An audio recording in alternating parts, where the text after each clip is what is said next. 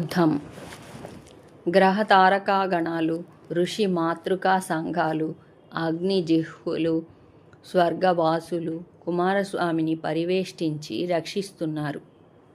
ఇంద్రుడు భయంగానే యుద్ధ సన్నద్ధుడై ముందుకు వస్తున్నాడు.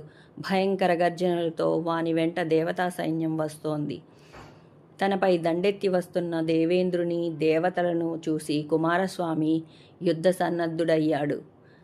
అగ్నినందనుడైన కుమారస్వామిని సంహరించే ఉద్దేశంతో దేవతలకు ఉత్సాహోద్దీపనమిస్తూ ముందుకు వస్తున్నాడు ఇంద్రుడు.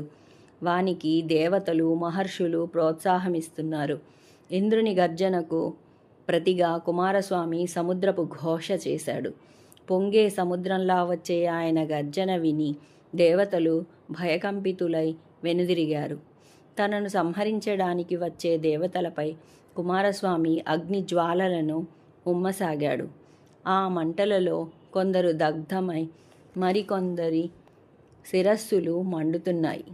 ఇంకొకరి ఆయుధం తగలబడుతుంటే వేరొకరి వాహనం భస్మమైంది. దిక్కులు తోచక వారందరూ గగనానికి పోయి నక్షత్రాల వలె చెల్లాచెదురుగా ఉన్నారు. మరికొందరు కుమారస్వామిచే శరణువేడి రక్షింపబడ్డారు. ఏకాకి అయి ఇంద్రుడు వజ్రాయుధం ప్రయోగించగా అది కుమారస్వామి దక్షిణ పార్శ్వం మీద తీవ్రంగా నాటుకుంది. ఆ పార్శ్వం నుండి సువర్ణ కవచంతో, దివ్య కుండలాలతో శక్తిహంతుడై ఒక పురుషుడు ప్రభవించాడు. ఆ వీరుని చూస్తూనే ఇంద్రుడు భయంతో కుమారస్వామిని శరణు వేడాడు. అభయమిచ్చాడు కార్తికేయుడు. సంతుష్టులై దేవతలు నానావిధ వాద్యాలు మ్రోగించారు.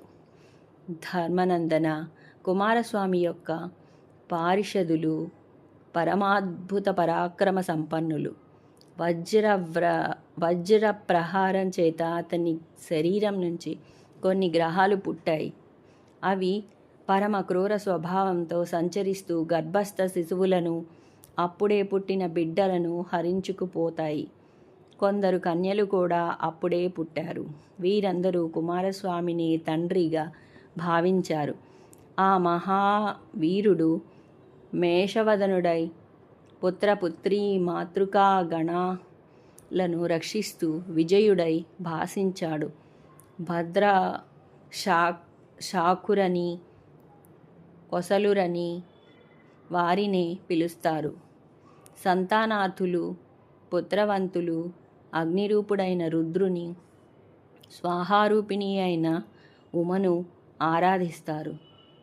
తపుడనే పేరుగల అగ్నికి కలిగిన కన్యలు కుమారస్వామిని చేరి, మేము ఈ ప్రపంచానికి మాతృత్వం వహించి విశ్వజన సంపూజితం పొందుతాం, మా కోరిక నెరవేర్చు అని ప్రార్థించగా కుమారస్వామి వారందరూ వేరువేరు పూజార్హత పొందుతారని, శివ అశివ భేదాలతో వ్యవహరింపబడతారని అన్నాడు.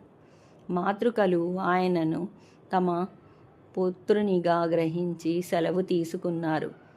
ఆ మాతృకలు కాకిహల్లి, మాలిని, బృంహత, ఆర్యఫలాల, వైమిత్ర అనే పేర్లతో పిలువబడతారు.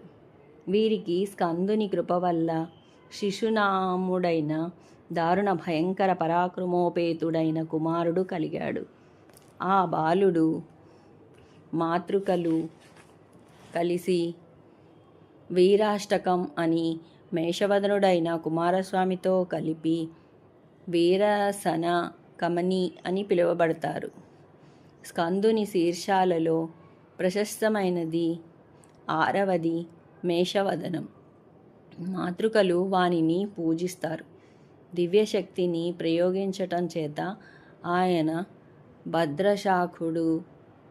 కుంతీనందన, ఈ పారిషదులు, ఈ కుమారీకలు శుక్ల పంచమి నాడు ఆవిర్భవించారు.